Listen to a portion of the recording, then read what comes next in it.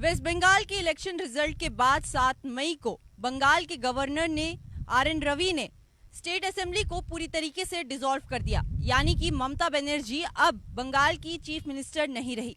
ममता बनर्जी जो पहले इस्तीफा देने से मना कर रही थी, अब उनकी सरकार पूरी तरीके से खत्म हो गई है। उनसे अब पूरा हक वापस ले लिया गया है। RN रवि जो वेस्ट बंगाल के गवर्नर है, उन्होंने स्टेट असेंबली को पूरी तरीके से डिसॉल्व कर दिया है। और ये मामला तब हुआ जब ममता बनर्जी ने अपनी कुर्सी से इस्तीफा देने से इनकार कर दिया, क्योंकि ममता बनर्जी के हिसाब से वो ये इलेक्शन नहीं हारी हैं।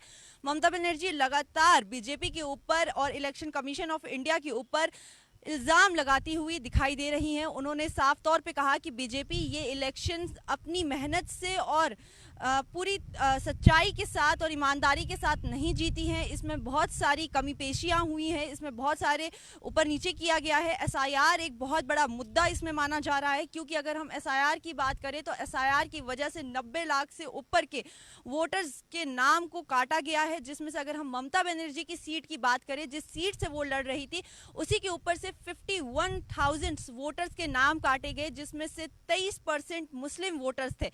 यानी इतनी बड़ी कटौती के बाद इलेक्शन के रिजल्ट्स आए, जिसपे ममता बनर्जी ने कहा था कि अगर आपको सच में ये जीत, ये विक्ट्री अपने नाम करनी है तो SIR को इस इलेक्शन से हटा दो, सारे वोटर्स को वापस से काउंट करो, सबकी वोटिंग्स को वापस से काउंट करो और उसके बाद जो परिणाम आएंगे उसके मुताबिक आप बताओ कि कौन ये इलेक्शन जीता है और कौन ये इलेक्शन हारा है। तो ममता बनर्जी लगातार इस इलेक्शन के रिजल्ट का विरोध कर रही थी, वो इसको कबूल करने से मना कर रही थी, क्योंकि उनके हिसाब से ये बिल्कुल गलत है और इसमें बहुत सारी चीटिंग्स हुई हैं और इसमें इलेक्शन कमीशन ऑफ इंडिया ने बीजेपी का साथ दिया है।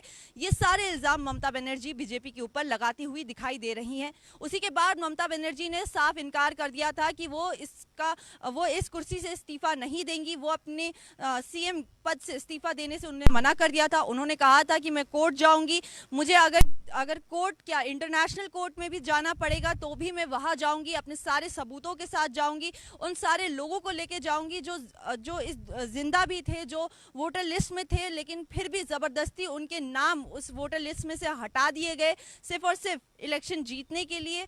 तो ममता बनर्जी अपने पूरी तैयारी के साथ ही उन्होंने कहा था कि मैं इलेक्शन के रिजल्ट्स का जो परिणाम आया है इसको लेके कोर्ट जाऊंगी, हाई कोर्ट जाऊंगी, अगर नौबत आई तो मैं इंटरनेशनल कोर्ट तक जाऊंगी। लेकिन उसी के बीच में गवर्नर RN रवि ने उनको 7 मई को स्टेट असेंबली को पूरी तरीके से डिसॉल्व कर दिया। सवाल अब इसमें ये उठ के आएंगे कि अगर RN रवि को पहले ही जो वहाँ के उनको अगर पहले ही डिसॉल्व करना था तो ये वो पहले भी कर सकते थे, 7 मई से पहले भी कर सकते थे, वो तब भी कर सकते थे जब ममता बनर्जी ने इस्तीफा देने से मना कर दिया था। लेकिन 7 मई तक हम आपको बता दें, 7 मई तक स्टेट असेंबली में ममता बनर्जी की मेजॉरिटी थी।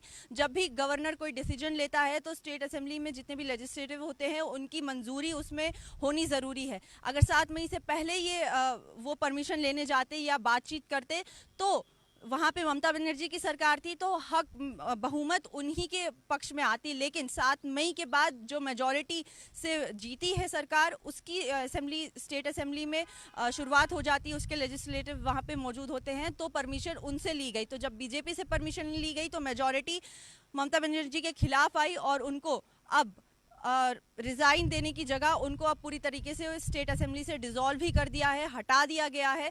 यानी वहाँ के RN रवि ने उनको पूरी तरीके से अब हटा दिया है। यानी अब ममता बनर्जी के हाथ में उनकी पावर नहीं है, उनकी कुर्सी नहीं है और वो लगातार इल्ज़ाम लगाती आ रही हैं बीजेपी के ऊपर, इलेक्शन कमीशन के ऊपर। और उन्होंने कहा है कि वो कोर्ट जाएंगी, हाई कोर्ट जाएंगी। उनका अगर उनके हाई कोर्ट जाने पर भी नहीं हुआ तो वो इंटरनेशनल कोर्ट तक जा सकती हैं, सारे सबूतों के साथ जाएंगी। और वो इसको बिल्कुल भी नहीं मानती हैं कि बीजेपी अपनी मेहनत से जीती है। उन्होंने साफ तौर पे कहा है कि बीजेपी ने घोटाले किए हैं, बीजेपी ने इलेक्शन कमीशन के साथ मिलके SIR को इस्तेमाल किया है। बहुत सारे वोटर्स, अगर हम बताएं तो 7.6 करोड़ वोटर्स घटकर 6.80 करोड़ हो गए हैं। यानी बहुत ज़्यादा कटौती SIR की वजह से बंगाल इलेक्शन में देखी गई है और उसके परिणाम इस तरीके से आए कि हिस्ट्री में पहली बार भाजपा ने अपनी बंगाल में सरकार बनाई और ममता बनर्जी जो इतने साल से 15 साल से लगातार वहां की सियासत पे राज कर रही थी, उस गद्दी पे राज कर रही थी, उनको वहां से उस कुर्सी से हाथ धो बैठना पड़ा। इस बारे में आपकी क्या राय है हमारे कमेंट सेक्शन में जरूर बताइए। फिलहाल के लिए हमें दीजिए इजाजत। बाकी देश और दुनिया की तमाम खबर देखने के लिए बने रहिए न्यूज इनसाइडर 24/7 के साथ।